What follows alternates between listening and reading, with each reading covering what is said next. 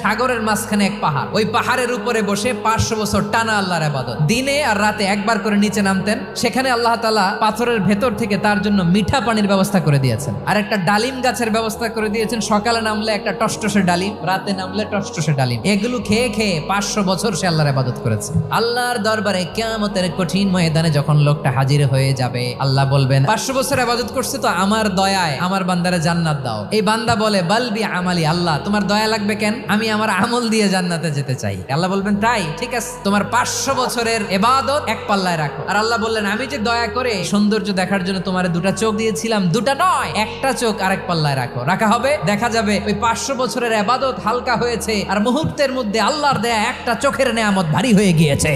ফলাফল দেখো, হিসাব বলে তুমি এখন জাহান্নামে যাবা, যাও এবার জাহান্নামে যাও। এবার লোকটা কাচুমাচু করে বলে আল্লাহ এবার আমি বুঝতে পেরেছি তোমার দয়া ছাড়া দুনিয়ায় কেউ জান্নাতে যেতে পারবে না।